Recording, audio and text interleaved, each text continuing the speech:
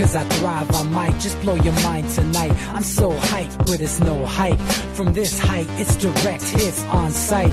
I'm your type, lend me your ears to show you that there's something in me. I'm not giving up, I'm standing right here, holding these days hostage. And I'll make this my year. We turning fear into love, and the love's in the air. I love doing this cause nothing compares. Nothing can share that same type of feeling when you feeling and flare. They can't catch it, it's havoc. I rip to a tear, switch the scenario. My stereos, I leave them impaired. Variables start to change and they're all in my range. I just gotta grab it, it's all mathematics. Every step is drastic, I make it fantastic. I'm trying to take your breath away. Asthmatic. This is live through the stereo. Go and let it blow, blow through the stereo. I'ma let them know through the stereo. Yo, here we go through the stereo, stereo. This is live through the stereo. Go and let it blow, blow through the stereo. I'ma let them know through the stereo. Yo, here we go through the stereo, stereo. Yeah, just nod your head with it, so explicit and vivid. Every image is intricate, intimate. I put my all into it, no scrimmage and no rules. I'm a pro tool, hear my heartbeat, beat into the vocals. I'm so loco, lost my mind, oh no.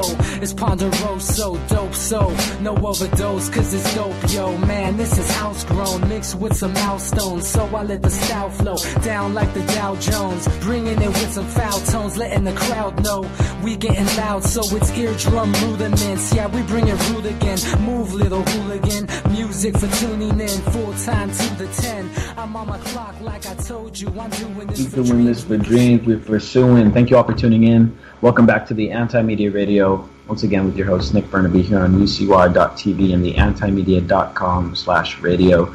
Really happy to be back alive and well on this Monday, April 30th, last day of the month. A lot of stuff happening, a lot of stuff on foreign policy. We're going to try to touch on several different topics tonight. Nothing super scripted here. I guess we're just going to kind of go at it with some fluidity, I guess. We're working on just an update on where we're at. We're working on securing this crypto funding, just because the Facebook and Google revenue has kind of been drying up, as you guys well know. I've been talking about this a lot. Corporate censorship. We're trying to break through this all, and I still can't tell you guys about the big news coming, but pretty soon I will be able to, maybe by the end of next month, and so just stay tuned for that. And then a couple other things ideas I've been working on. We are planning on moving the entire website onto a blockchain, which will probably be the Steemit blockchain. So imagine if you already have a Steemit account, or if you don't, you can create one, and you'll be able to kind of comment on our articles via the your Steem account. And if you make like a clever comment or whatever, and it gets a bunch of upvotes, you could actually make money by commenting on our website. I mean, we're not paying you, but you're getting paid by being part of the Steem ecosystem. I don't know exactly how that works because it's really technical, but I know that we're making money on Steemit right now. I mean, one of our posts the other day made $100, so that's pretty cool. And then everyone will have an account. You'll kind of be able to start building up a how would you say? I guess it's like a reputation. You'll get like a ranking and all that. So the more comments, the more things you do on the site, you'll build more and more points or whatever. It's kind of like a game system, I guess you could say. And then people that submit the links to the My News section, you get if you submit really good stories, you get a bunch of upvotes. Also, you'll be able to make some money. Now, we're not talking about making a full-time job or anything, but you can make, I don't know, $20-$30 a month or something like that. And what other news site's going to pay you to be using it? And again, it's not us paying you, but it's just part of this Steemit ecosystem. But so that's a pretty interesting development that we're going to be working on, hopefully over the next 4 months or so. It's going to be pretty expensive to get that done. So first we have to secure this crypto funding, and then we're going to start working on that. And once we have that done, we're going to start looking at opening the company up to investment from our readers. And our workers are going to get a small percentage of ownership of the company. So we're going to be a community-owned, worker-owned news outlet built on the blockchain. So, and that is just on top of what we already do, which is kind of this crowd-curated news site, which is pretty unique that not many other sites are doing right now. So we got some interesting plans moving forward on the business end of things, and I'm going to be putting some people, elevating some of our team members into more influential roles, and as far as on the editorial side of things, and really just advancing our content to the next level, which all is just waiting. We're just waiting on this crypto funding. Hopefully it comes through, and we're going to be better than ever. And we're going to be able to look back and say, you know what, we survived the Facebook apocalypse. We came out of it stronger on the other side, more robust. And I think maybe by this time next year, we will be a standalone news site that is not beholden to anybody. We won't be beholden to Facebook. We won't be beholden to Google. We won't be beholden to Twitter or Reddit or any of these assholes who feel the need to control content and limit the flow of information. If everything works out the way I'm hoping, I think the anti-media really has a good chance of becoming kind of like a Drudge Report of independent media without the kind of left-right bias that the Drudge Report has, and like Huffington Post, which I guess is the main left-wing competitor to Drudge. Obviously Huffington Post is in the pocket of the Democratic Party, Drudge Report is in the pocket of the Republican Party, and we're going to compete with both of them from a non-partisan perspective, which, as you know, that's what we do. That's what we do here. But as of now, we still rely on these external factors to keep our business going, and hopefully we're going to change that. And that's what I'm going to be working on over, of course, the next few months, but also over the next year. And hopefully this other big news comes through for us and really changes it all up for us. And, that's where we're at right now. Once again, thanks to all of our supporters on Patreon. Couldn't do it without you. I haven't been able to secure the Patreon rewards yet, but I'm going to do that as soon as the crypto funding comes through, because we're broke as hell right now. But as soon as that comes through, we're going to get some shirts made, and we already got the design done, and we're going to be sending out stickers and stuff to everybody that supports us. But thank you all for just rolling with us through all this, these crazy times, man. I mean, there's never been a time where the need for a free press has been more urgent than we have right now. And of course, it coincides with the Facebook apocalypse and all these other assholes trying to censor us. It coincides with all this other shit going on foreign policy, and anybody that questions the narrative has been branded a Russian operative. And that's all part of the machine's effort to delegitimize us and cut us off. First they dehumanize us by calling us Russian operatives, and then they're like, well, we could just, Facebook and Google could just cut these guys off, no big deal. And under normal circumstances, people would be like, well, that's not acceptable. That's infringing on speech. But then they're like, well, they're Russian, so we can just do that. And oh yeah, that's great. Yeah, go ahead and just totally cut them off. So that's part of their triangulation and their 4D chess, I guess you could say. I don't think Trump is so much playing that 4D chess, but these assholes that are running the show, they definitely are. And all this Russia stuff was just to get that control over the narrative that they briefly lost control of in the 2016 election. And I proudly can say that we helped hijack the narrative, and we helped disrupt what was supposed to happen, and I'm proud of that. And it may not be a desired outcome. I mean, by disrupting the establishment in 2016 doesn't mean that we won by getting Donald Trump elected. I wanted Donald Trump to lose just as bad as I wanted Hillary Clinton to lose. The fact of the matter is, one of these assholes were going to win. And by disrupting it, you can see that these guys went into a panic mode, and the mainstream media declared war on fucking free speech and the First Amendment, ironically. And that's what this whole battle is about. Everyone wants to talk about it's this, it's that, it's fake news, it's this, it's that. No, it's none of that shit. These guys lost control of their narrative. What happened wasn't what was supposed to happen, and now they're in panic mode trying to clean up the mess. And we're getting ready for a big war. Yeah, and I'm proud to say that we are not going to keel over and die. We are going to whoop the shit out of these motherfuckers, and we're going to beat them, and we're going to win. We're going to beat them at their own game. And I think if this crypto money comes through, cryptocurrency, independent media, uncensorable media, dude, we are going to change the world together. We may go through some frustrating times, like over the last few months. It's been very frustrating. Ever since the election, it's been very frustrating.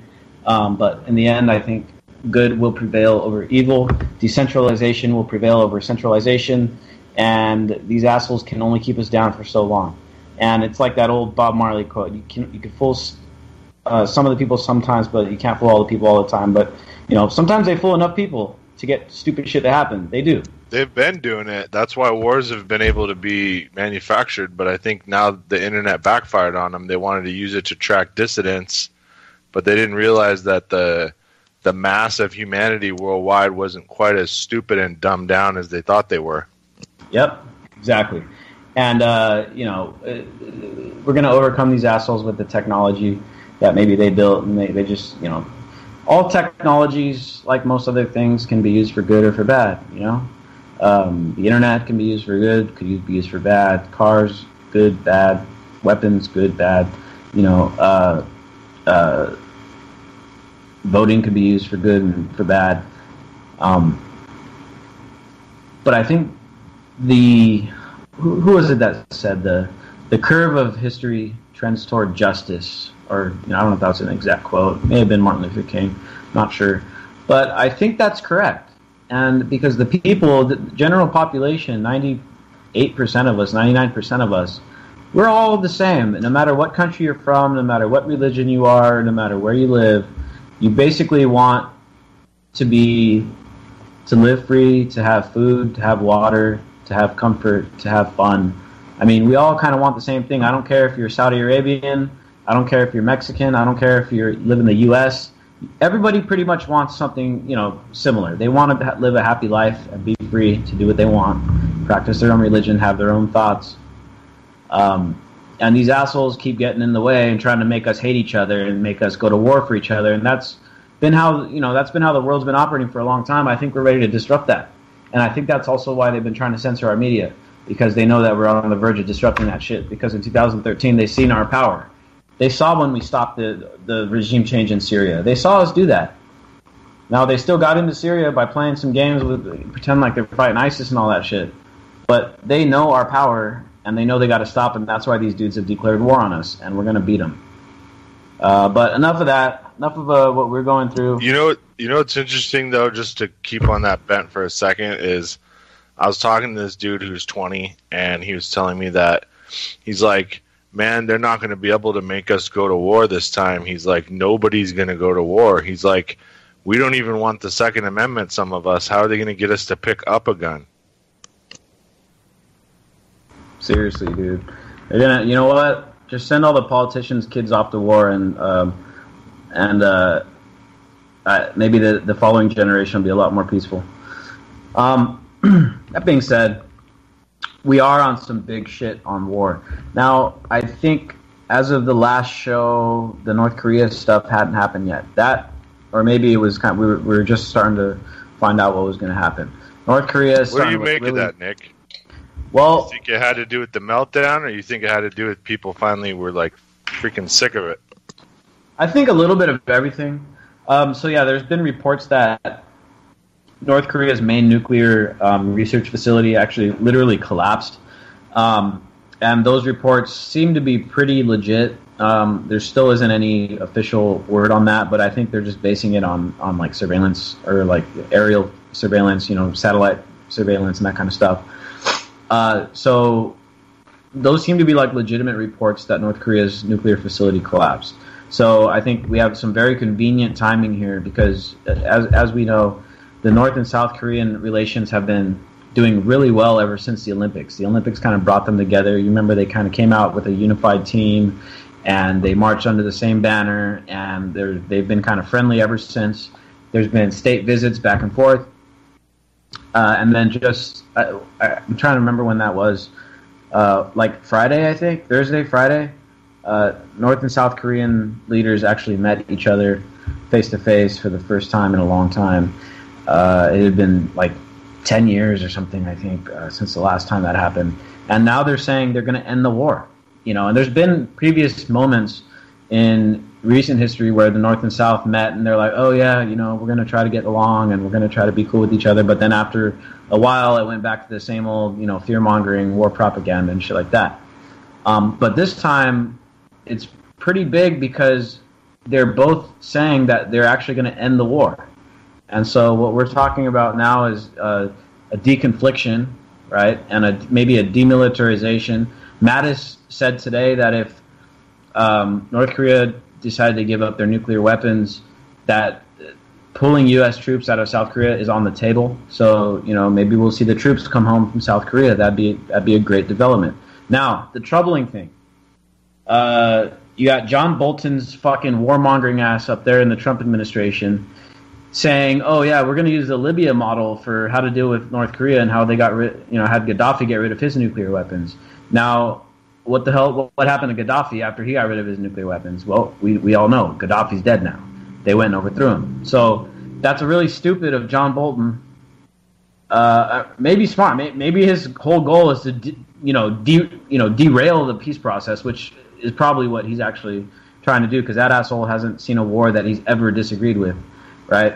And keep in mind, that dude never served himself either. He's a chicken hawk. He never went and fought. He doesn't know what it's fucking like. He just thinks that people should go die so his buddies can make a bunch of money. That's really all he's about. But he's over there saying, oh yeah, we can use the Libyan model and how we got them to denuclearize.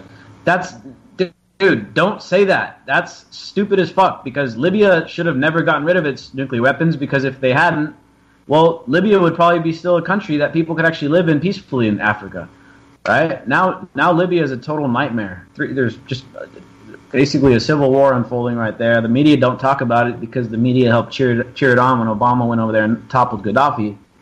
So they just kind of ignore it because they'd rather talk about Syria and how bad Russia and Iran are. But nobody wants to talk about how fucked up the situation in Libya is, because we're actually responsible for it. And shit that we do, our allies, France and Britain helped mess up Libya, and the media didn't want to talk about it, right? They just want to talk about Benghazi when the Democrats were still in power. Have you noticed that the Benghazi shit all went away now that there's a Republican as president?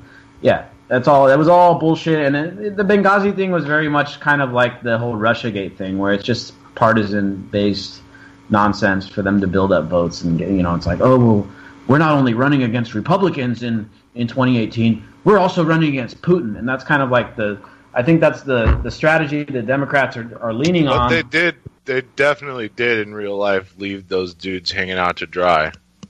Oh, yeah, they definitely did.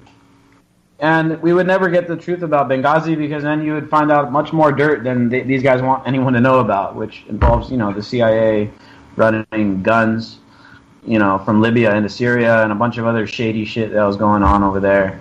And then we're now finding out about fucking Sarkozy, that guy, the biggest douchebag in recent European history, I guess. I'm ashamed that he shares the first name, shares my first name. But this dude took, I think I read it was $20 million he took from Gaddafi to run his campaign for president, and then he gets elected, and then he goes and kills Gaddafi. He took his money and then killed him. I mean, this guy's a big time douchebag, and he not only that, but he broke a bunch of. If the accusations are true, he broke a bunch of French campaign laws and stuff, and so he may be going to jail. We'll see. Sarkozy, man, big asshole. But anyway, overall, I'm pretty positive about what's going on in North Korea. I think there's a good chance for peace. And I think, of course, the elephant in the room is China. And I think the reason why nothing has really happened to North Korea in a long time is basically because China's over there. And, we've mentioned this before on the show. The last time the U.S. came into direct conflict with China, in fact, maybe the only time the U.S. came into direct military conflict with China, was during the Korean War, when the U.S. had almost beaten, I forget what they were called before they were called North Korea, but the U.S. almost almost beat them, and then China stepped in and pushed them back down to where they're at now, where the north and south border line is now.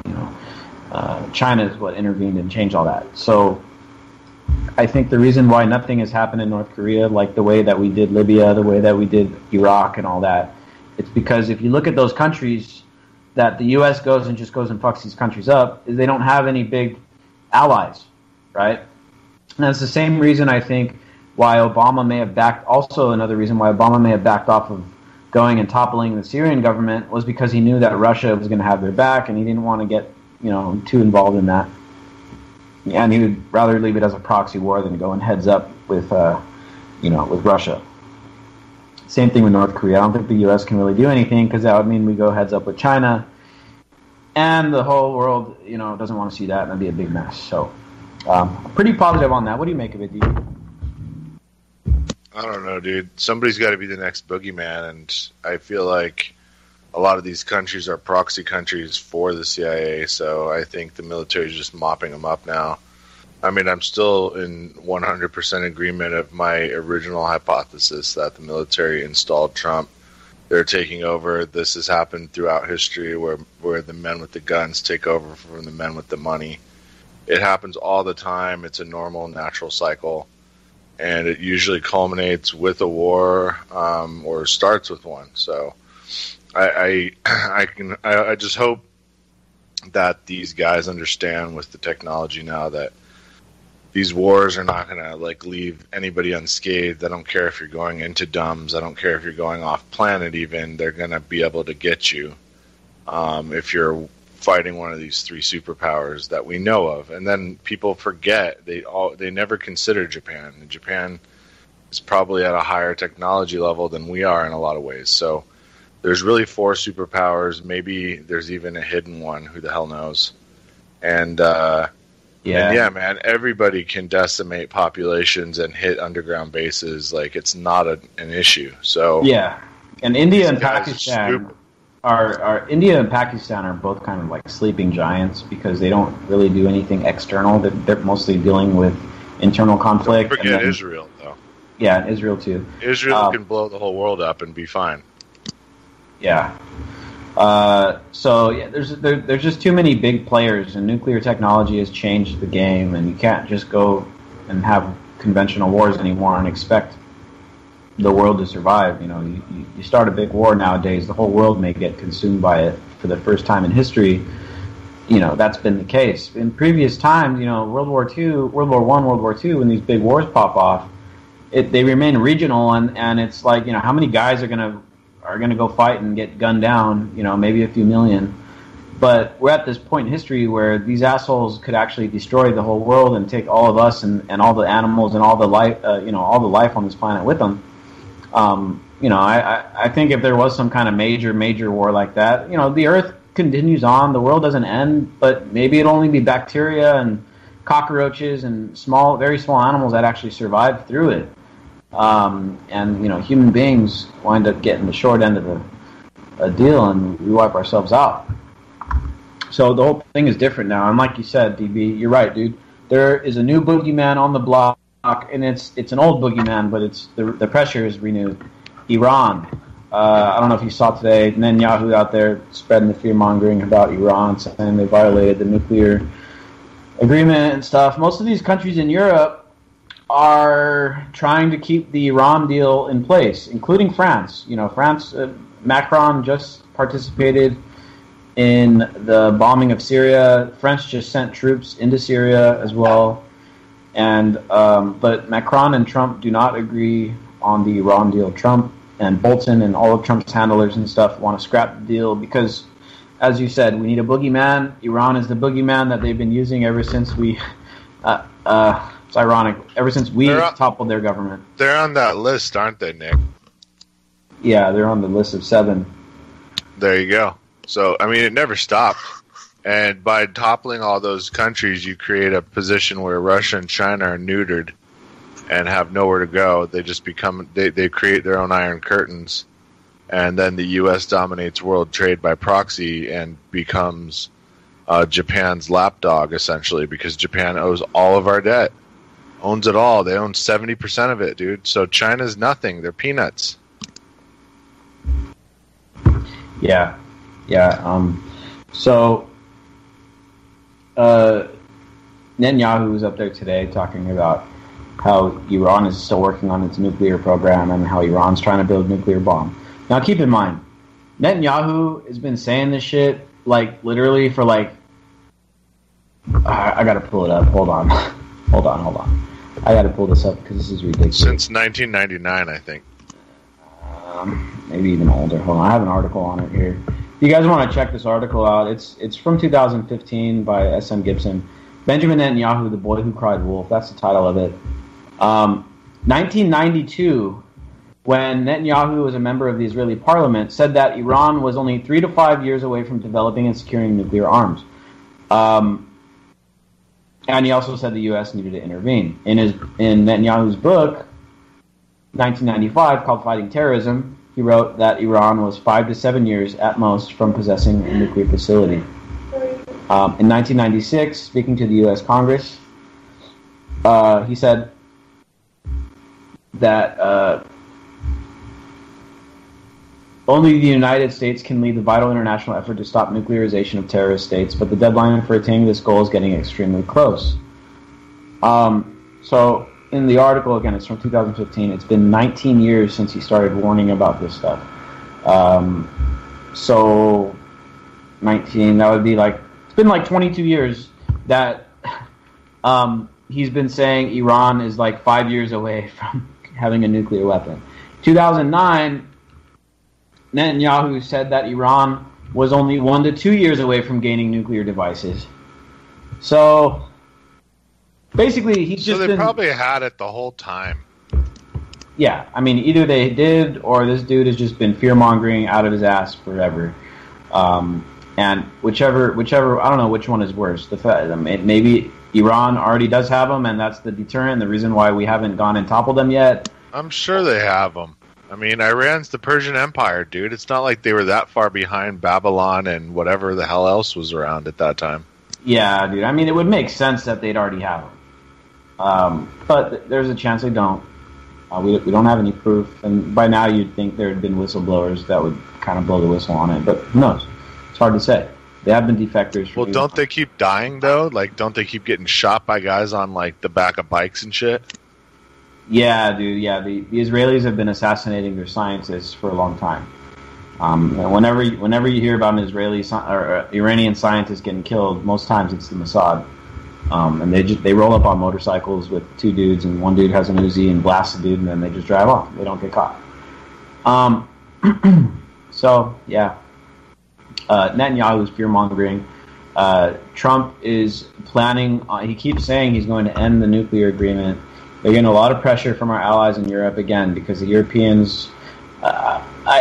I'm starting to think that it's a matter of geography, and that the Europeans know that if there's some big shit that pops off, like they're all, a bunch of them are going to die once again, just like they have in most of these other big wars, because that's the theater, right? The U.S. The reason why the U.S. I think, and especially I think American citizens too, the reason that they don't oppose wars as much as maybe people in, let's say, Germany or France may oppose them, is because when was the last time the U.S. had a battle on its own shores? I mean, there's nobody living. Everyone that's ever fought on U.S. soil in a war is already dead. No one even remember, and no one remembers that stuff. And then even the wars that were fought here we learn about them in some kind of glorious, thing where it's like, oh yeah, the Civil War when freedom triumphed over evil and all that stuff. When it was much more complicated than that. And all these other wars, there's the U.S. war in Cuba, the U.S. war against Mexico. And there's been wars closer to home, but there hasn't been one on U.S. soil in a very, very long time. So I think Americans are partially apathetic because of that, and because there's no draft, and because American troops are no longer dying because we've automated a lot of the foreign policy, and the drones do a lot of the dirty work now. Americans kind of just sit by the wayside, whatever, dude. If we blow up a wedding party in Yemen, and no big deal. I mean, shit, we ain't dying. And those Muslim people are basically subhuman. That's what we're taught, right? That's what the propaganda tells us. Muslims are terrorists, and a terrorist is subhuman. So whatever, they die, they die. And so I think the reality of war is just not there. The maybe the last time that America really realized the real brutality of war was in Vietnam, when all those guys went over there and got mangled and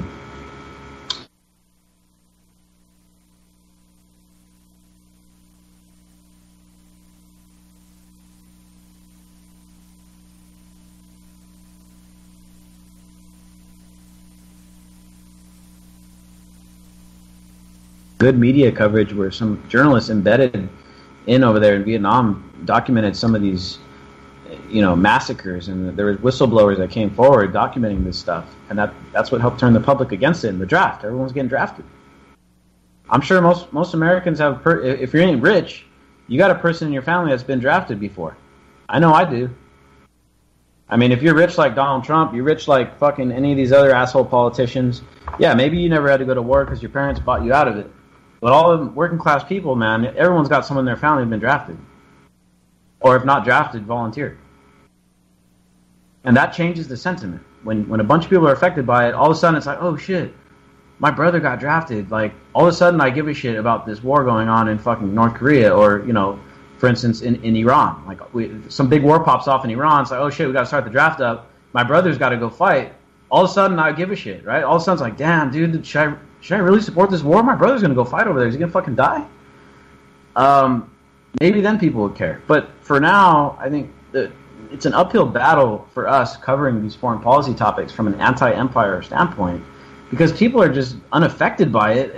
They're not actually unaffected by it, because we're affected in ways that you just aren't realizing by, in one way, paying for it, paying a bunch of money for this shit.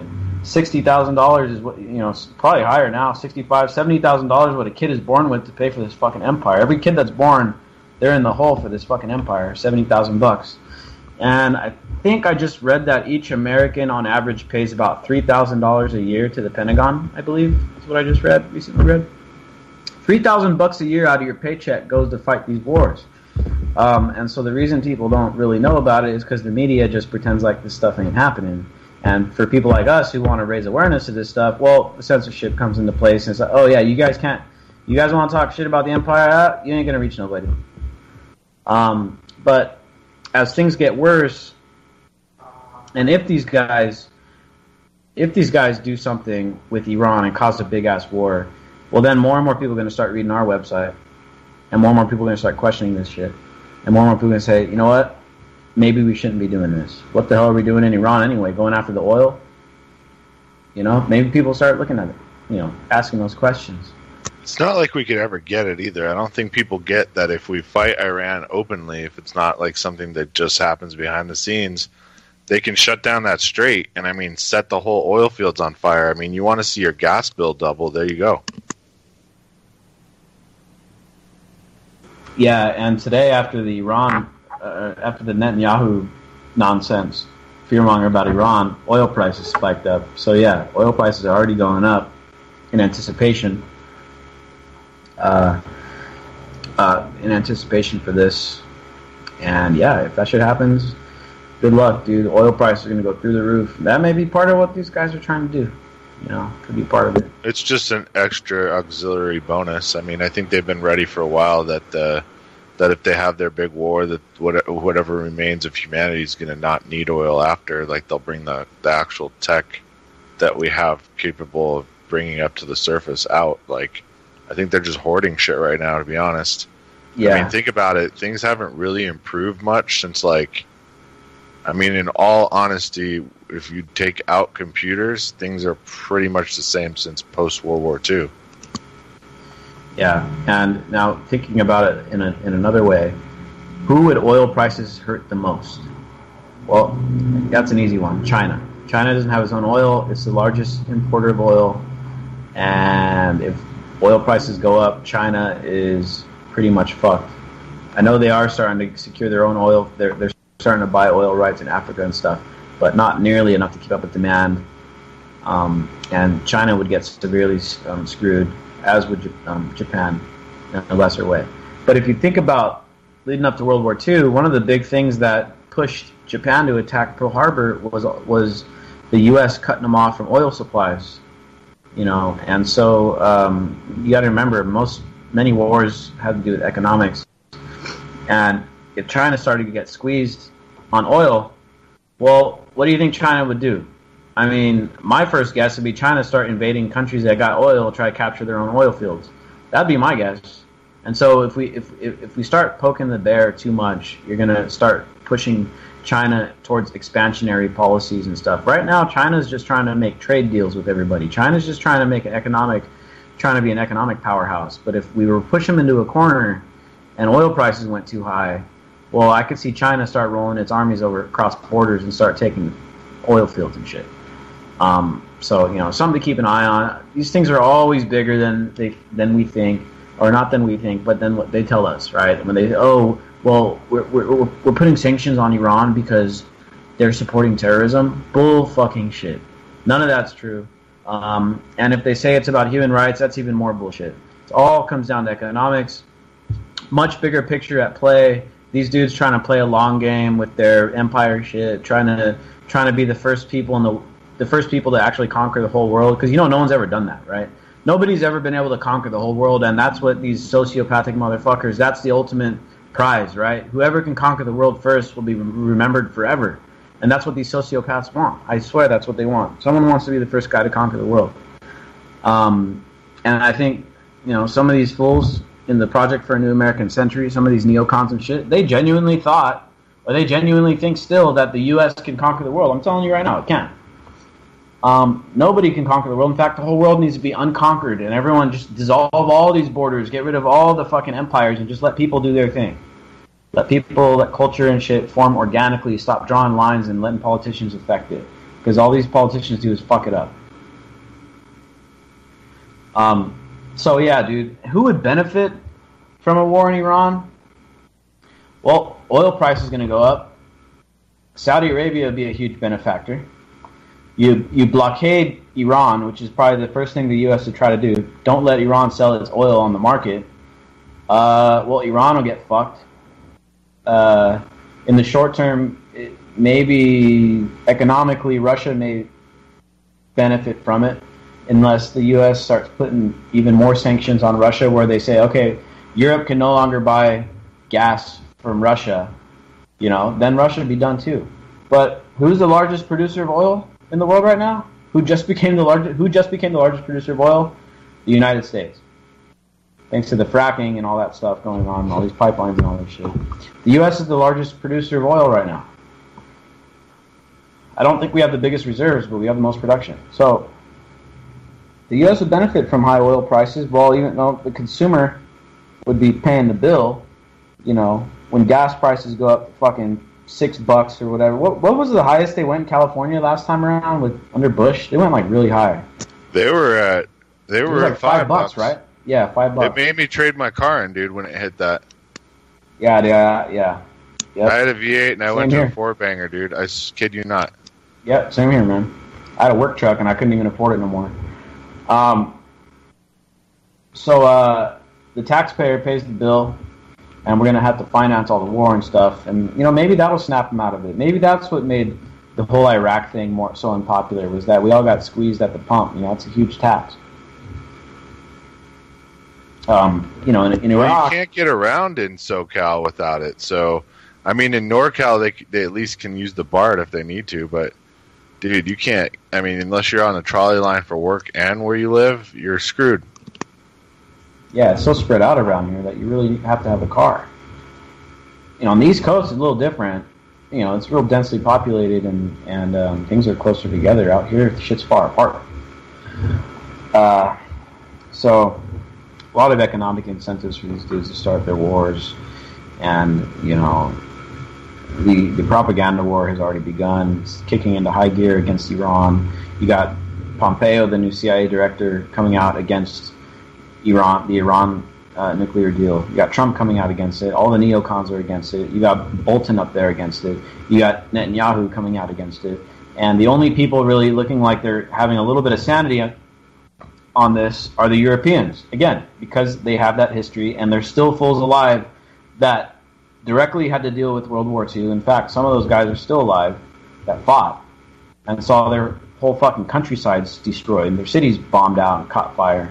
They're still alive, and they're like, nope. And they told their grandkids and their kids, they told them, nope, nope, nope, nope. And if you remember in the most recent strikes, Germany was one of the countries to abstain from supporting it. You know, Germany and Russia took the harshest tolls in World War II as far as destruction and stuff. I mean, if we're not going to count China in on that, you know, Germany and Russia China really took got it the worst by far, though, for sure. Yeah. And I don't know what that history has done with China. Has it created a more pacifist sentiment? I mean, at the surface, it seems that way because China hasn't done any outward aggression yet. Yeah. But did it also inspire some, you know, sentiment of revenge? Does China want its revenge against Japan? I would assume that they probably. It's everything they're building up for, and it's why Taiwan's so important, because Taiwan serves as sort of a barrier. But what a lot of people don't know is Taiwan is nuclear powered. So, I mean, if China did invade, then Taiwan has to respond with nuclear missiles. Like, in other words, the first wave of troops, whoever's invading, they're going to get hit with nukes. Like, they have to be. And Taiwan can't exist. They can't survive even a first wave, so they have to throw everything they have at them. I mean, the toll is going to be ridiculous for China, but I think for them, they're willing to absorb it because that's the end game for them. Their end game is to exact revenge on Japan. I mean, we have our own end game, which was to punish Russia. And, I mean, we punished them into the point where their empire collapsed, and we still kept beating on them. We're still beating on them today, and it's just like, dude, if we turned this shit into production instead of destruction, we'd be off planet a long time ago. It's stupid. Yeah, and we wouldn't be blowing this fucking planet up. There was a meme I saw the other day, and it said we should stop worrying about who created the planet and start worrying about who's destroying it. You know, it's kind of like a dig at these religious people who, you know, a lot of wars are fought with religious excuses. Now, most times that's bullshit. It's just, again, economics. They pretend it's religious, but it's economics. But, you know, there's no doubt that religion does play a role in getting this kind of nationalistic fervor going where it's, you know, Christian versus Muslim, or, you know, Muslim versus Jew, or, you know, whatever various religions have gone against each other in the past. It's been done hundreds and hundreds of times. It plays a role. Religion does play a role in tricking people into going to war and shit, because it's like nationalism. It's like, well, you know, we're Korean and, you know, they're Japanese, you know, so, you know, screw them because of that. And, you know, on that note, though, you got to think that South Korea, not South Korea, sorry, Korea in general, also want to get some revenge on Japan, because what Japan did to Korea and you know, leading up to World War II and stuff, that was fucked up shit too. I mean, complete systematic rapes and stuff like that, like really, really bad stuff that Japan did to all of the territories it held. I think except for Taiwan, actually. Japan actually tried to, I forget the word for it, where there's an actual word for when Japan was trying to convert people over to like Japanese tradition. Can't remember. There's a word for it, but I can't remember it.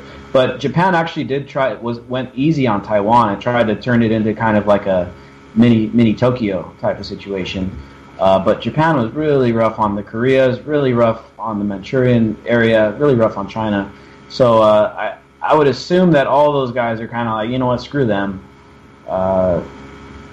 So, I don't know, dude. I think those guys, as the power balance shifts over in that direction... It was worse. Okay, I've done a lot of research on World War II in areas a lot of people wouldn't want to go.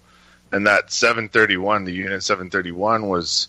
I mean, it's literally the worst things you can do to people. Like, it's becoming like a demon and creating a hell, dude. A hell on earth for completely innocent random people.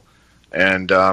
a lot of people say, you know, if you research them and even compare it to like Mangala, it doesn't stack up. Like, it was much worse. It's much worse. So just let your mind go wild with that. I mean, if you really want to research it, you can. And to treat people like they're, I mean, you have to have pure hatred for people to do what they did to them. Much worse than the Nazis and the Jews, dude. Yeah, really nasty stuff, dude.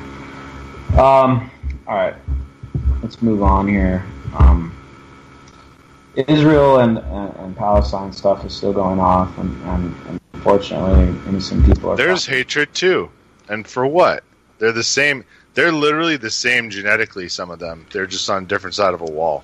A lot of them are like, There's here's the funny thing: a lot of Jews and Palestinians are more closely related to other Jews that are also living in Israel. I mean, a lot of these guys are like Eastern European. A lot of these guys are Middle Eastern. A lot of the Jews are Middle Eastern people. They're actually Palestinians that over time wound up becoming Jewish, either through marriage or reproduction or through just cultural shifts or whatever. A lot of the Jews are actually Palestinians genetically, and they just differ by living on another side of a wall and practicing a different religion. And so that continues to be a powder keg. Israel is really getting belligerent, dude. I don't know if it's because of Trump enabling or because the Republicans are in power right now. I don't know what it is exactly. Nobody knows what's going on. Yeah, or if they just are moving because they genuinely are afraid that Iran is encircling them by doing what they're doing in Syria. But yesterday and over the night, Iran bombed the shit out of Syria, dude. And the Iranians reported like 200 casualties. They hit a weapons depot, caused a huge explosion. Did you see that? It actually registered like a 2-point something on the Richter scale. Like it caused an earthquake. Jeez. Because I wonder what they hit. I think they hit a weapons depot, and it was so big that it caused an earthquake. That is, but I mean, what in the hell did they hit, dude? Yeah, I don't know, and I don't know what kind of weapon they use either. Because did they blow up a Moab that was sitting inside of that place, or I mean, that's a ridiculous amount. I'm not sure, dude. I'm not sure. We don't know yet, and Israel isn't taking credit for the strikes, even though everyone in the goddamn world knows they did it. They're just acting like, they're just not addressing it, so they're just leaving it out there as a mystery. But look, Israel. I don't know if we'll ever know, will we? No. But the fact of the matter is, Israel is getting much more brazen, and it's continuously violating international law. I mean, not even considering what they're doing to the Palestinians, what they're doing in Syria by just flying in there whenever the fuck they want and bombing this country. They're flagrantly violating international law, and all of these so-called international organizations like the UN are literally just sitting on their hands, not doing shit. I mean, sure, every now and then they'll put out some press release that is like, well, we disapprove of Israel, shooting journalists or whatever. But if these guys had any credibility at all, they would have stepped in and said, you know what, no UN member can sell arms to Israel. No UN member can sell oil or buy oil from Israel. They would actually do stuff like what they did to Cuba, what they do to Venezuela, where they say, okay, we're gonna punish you with sanctions, embargoes, and stuff. Like, Israel is a prime candidate for sanctions and embargoes if the U.S. had a blindfold over its eyes and was actually trying to find justice and liberty in the world. Israel would be right up there with anyone else on the receiving end of U.S. sanctions, but they're not. Well, we're compromised. We have to be, because we turned a blind eye to the liberty, and that was like some messed up shit. Like, I don't know any other country in the world that just like flagrantly hits another country's ship and then just keeps hitting them, even though they know that it's not an enemy ship. Like, it's like, okay, like, failed false flag anyone? I mean, was that would they try to blame that on Egypt or something? Yeah, it's pathetic, dude, with the painting of the planes, because they give off different radar signature. So really, they're just tricking. I mean, it's just like every other false flag. It gets stupid people to mobilize to fight. And it's just like, I just get tired of it, man, and I know you do. But it's like, how do you fix stupid? Like, how do you convince stupid people to not go to war? Yeah, man, that's a good question. Well, we're working on it. We're working on it, dude. And again, going back to what I was saying at the beginning of the show, maybe part of it before you came back on, the stuff that we have planned on the business end of things for the anti-media, they're going to be big.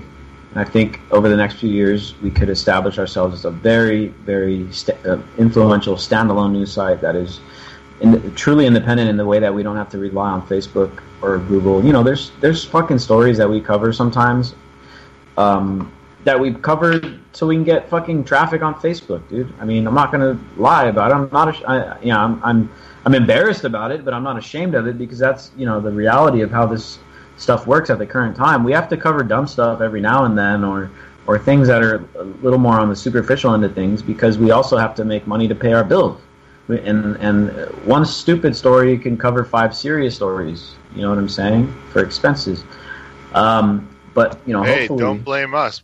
You know, don't blame you or anybody. That's the readers. Yeah, too many dumb If people. they would flock to things with meat behind them, then that's all you'd write. Yeah. But I think social media kind of encourages these kind of clickbaity, you know, superficial crap. And I think we're starting to come to this point where social media is a bubble, right? Where, you know, I think it's kind of popping right now with the decline of Facebook and the people kind of splitting off and joining other things. I think social media is a bubble, but it's kind of like how the internet was a bubble too. But the internet's still going to be around. It's just going to be different in the future. And I think we're going to see more of a social media ecosystem that's more decentralized and people are spread out across several platforms instead of everyone just being on Facebook, and that's a good thing. And I think as this evolution happens, I think the anti-media, we're going to find our niche as a social news site where we have highly informed readers helping us curate the news and participating in the news, uploading, commenting, submitting links. And I really do think we have a great idea. And I think what went on when we launched the website, the latest incarnation of the website, we launched it I want to say like a year and a half ago, 2 years ago. We were just ahead of our time. It was too early. And everyone was still caught up. Everyone just wanted to be on Facebook and shit. But now everyone's trying to get off Facebook.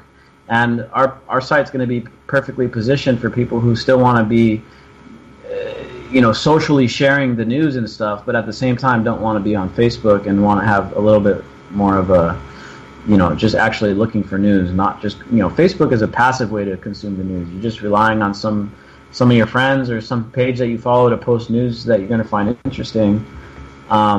Or you can go to theantimedia.com and you can actually post the links that you find interesting and have them be part of the news cycle, and that's how we're going to try to position ourselves as a halfway meet between social media and a straight up news website. And I think it's going to hit, dude. I think it's going to hit with all the stuff that we're working on and all the awesome projects that are coming to fruition.